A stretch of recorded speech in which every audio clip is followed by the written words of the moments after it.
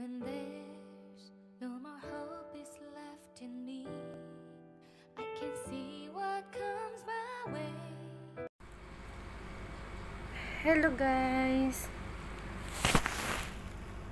Hello. This is my first vlog dahil nabuburing ako. Gusto ko mag-share sa inyo, especially sa mga OFW dyan. By the way, I'm Mary. I'm here in Bahrain. I'm working as a OFW here. I want to share my experience here, trials, everything guys. I want to share everything what happened with me. Pasensya na kayo guys kasi pa-recover pa lang ang lola nyo kasi nga galing ako ng operation last May 20. Nagkaroon ako ng operation sa ovary ko. Ni-remove yung isang ovary ko, kaya ngayon hirap ako magsalita, hirap ako tumayo kasi nga ramdam ko pa yung pain. But anyway, thanks God kasi nakasurvive ako. That's the trials. Kaya sa mga kapwa-OFW, maging malakas lang kayo. Lahat ng sacrifice natin dito para sa pamilya natin, alam ni God yan. Kasi tinitingnan ko siya. Pasensya na kayo, masyadong malinaw ang ilaw ko kasi nga gabi na dito. Tinitingnan ko kasi nabuburing ako. Ginawa ko siyang vlog. Tali pangarap ko siya eh. Pero I want to share my experience and I want to share journey ng buhay ko, ng anak ko, as a single mom. Gusto kong ma-share din sa inyo kung gaano maging matatag kasi alam ko marami ding mga single mom dyan na nagsisika para sa mga anak nila, but habang nandito tayo, isipin natin yung anak natin, pamilya natin at lahat na nasa Pilipinas. Kaya ingat tayo, lalo na sa health natin. Sinicheck ko kasi yung record ko sa hospital kasi babalik pa ako doon ng mga 2 weeks dito sa Bahrain, sa American Mission Hospital. Thank you pala sa mga doktor doon na very supportive sila, tsaka lahat napakabait nila. Ang daming doktor doon guys na mga Pilipino din, nurse na Pinay, ang babait nila. 4 days lang ako doon nagstay sa hospital. Then nung Monday lumabas ako ng 1 PM na discharge, I think 2:30 or 1 PM ganyan. Na discharge ako, umuwi ako, tapos ngayon nandito ako sa kwarto ko. Gusto ko ipapakita sa inyo sana yung room ko, kaso lang meron akong kasama dito, kaya pasensya na kayo kung itong videos ko kulang, tsaka first timer pa. Gusto ko lang talaga na may makausap at ma-share ko lahat ng naranasan ko, at saka baga bilang OFW kailangan din natin kasi ng i-voice out lahat ng nararamdaman natin or lahat ng mga experience natin, bad or good. Kailangan natin yan. Ako kasi yung taong tahimik, hindi ako nag-share, pero naisip-isip ko, why not to share to everybody my experience, and then malay mo makakapulutan nila ng ng maging yung mga taong nawawalan ng pag-asa, baga nawawalan sila ng dahil sa mga OFW na nawawalan sila ng lakas. Alam naman natin hindi lahat swerte sa amo. Napakaswerte ko sa amo guys, kasi alam nyo kung bakit. Napakabait nila. Tingnan nyo, lahat ng bills ko ni piso wala akong ginastos, gastos nila yon. Napakabait ng amo ko, napakaswerte ko. Hindi lahat ganon, kaya thanks God din ako kasi nga pinag-pray ko rin na sana ganyan sila, hindi magbago kasi hindi lahat ng amo ganyan. Kasi lalo na hindi naman natin ibang lahi sila eh. Pero sa mga napapanood ko nga sa ibang mga balita, merong minamaltrato ng mga kapwa natin OFW. Sana lahat ng amo ganito. Isa lang sa hiniling ko na sana lahat sila may pagmamahal din sa tulad natin, lalo na pag nagkakasakit. Kasi yung iba na napapanood ko sa balita nagkakasakit, hindi nagtatrabaho pa din kahit may sakit na. Naaawa ako sa ganun. Pero itong employer ko, pag nagdaing ka lang, isang daing mo, rest ka, hanggat hindi ka okay, hindi ka nila uutusan na magtrabaho, hindi ka nila po percent magtrabaho.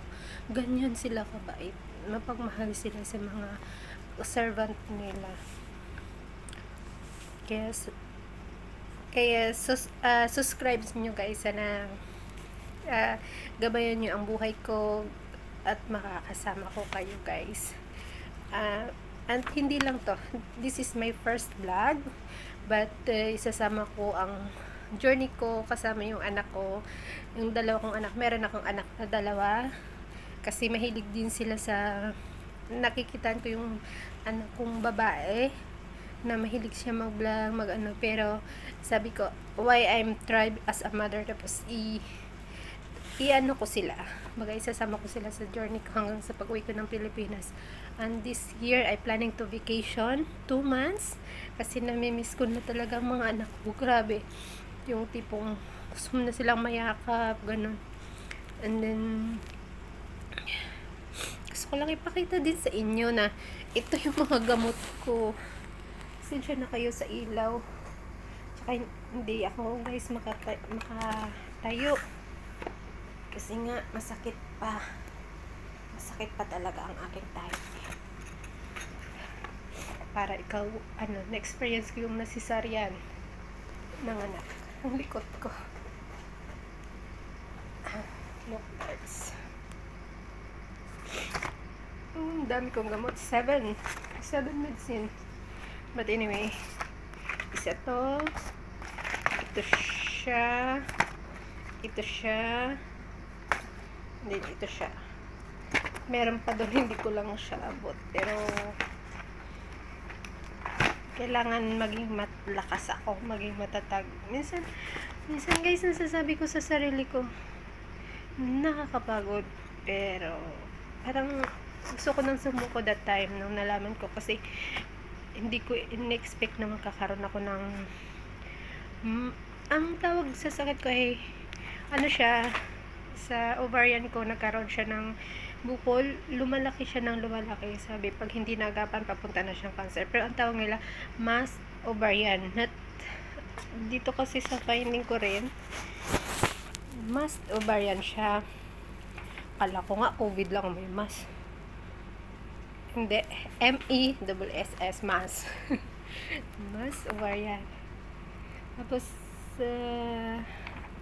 nire-review ko lahat ng papers ko kasi ngayon na ako nagkaroon ng lakas ng katawan na tumayo, kumilos, kasi nabuburing na ako. Ilang days na ako nakahiga, hindi kumikilos sa as in higa ka lang, kahit mag-CR ka, hirap tumayo, hirap maglakad, hirap.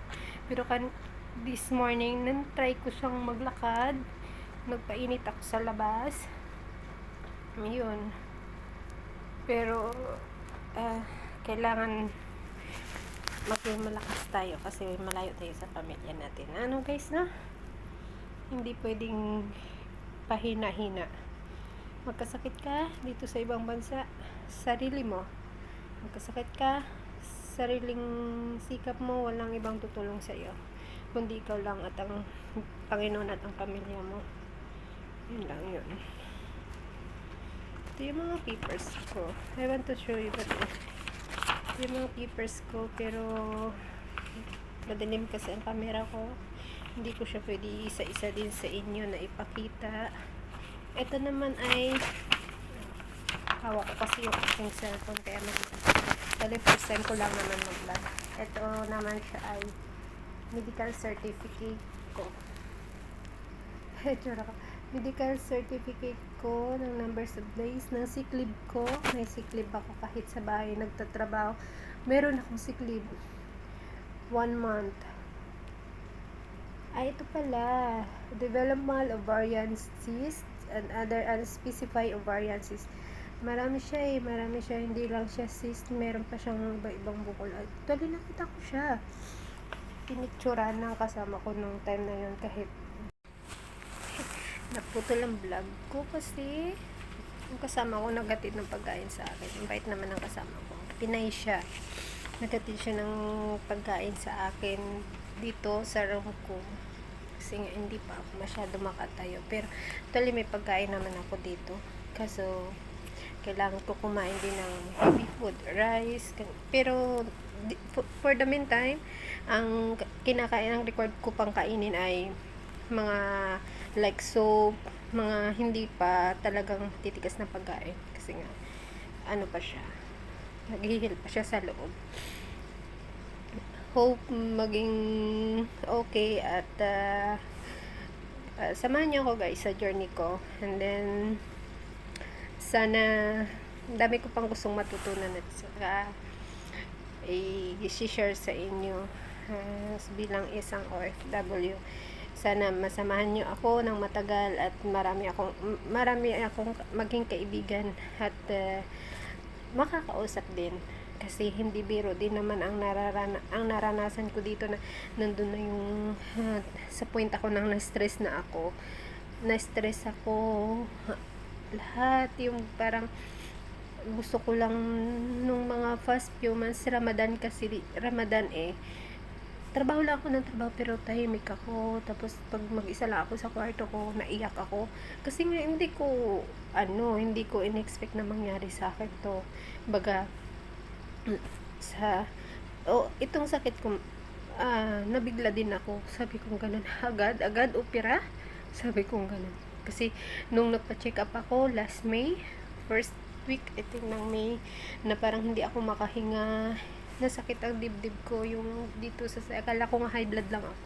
Pero nung binipi ako, normal naman lahat. Tapos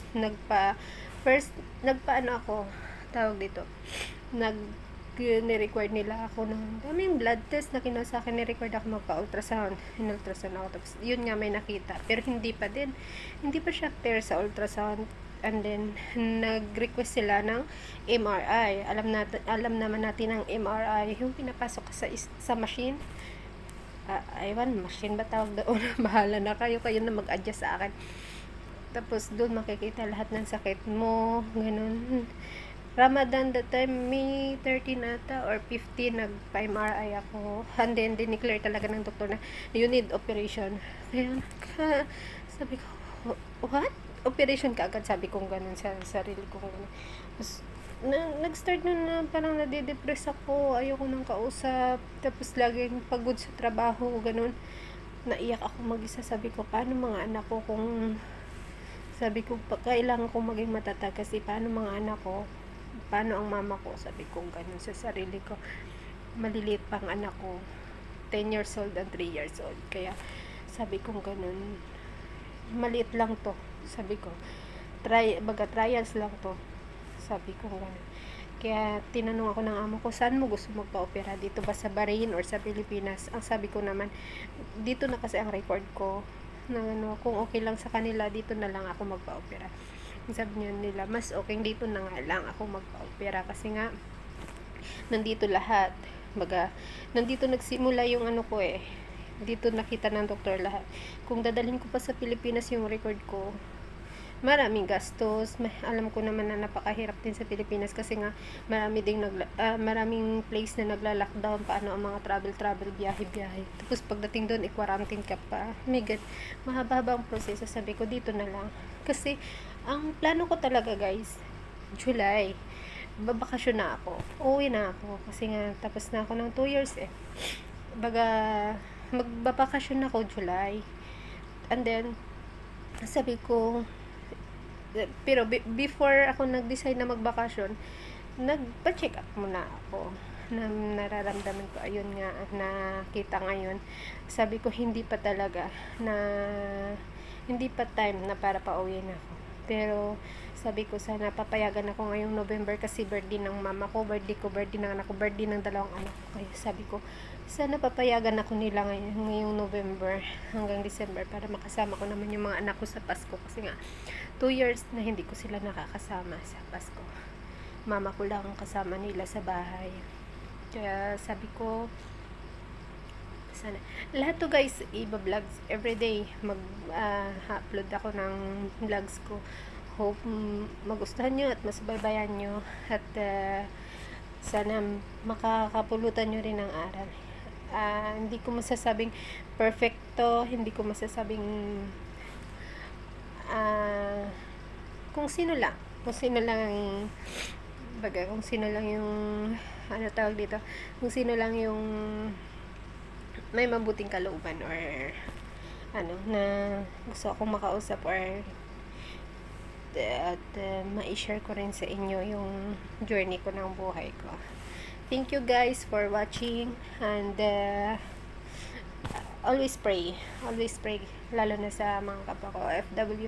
Mag-pray tayo palagi kahit pagod ka bago matulog. Always pray to God na gabayan tayo kasi siya lang naman ang makakatulong sa atin. Okay guys, thank you for watching. Next vlog, next uploaded na agad. Thank you so much guys. Bye bye.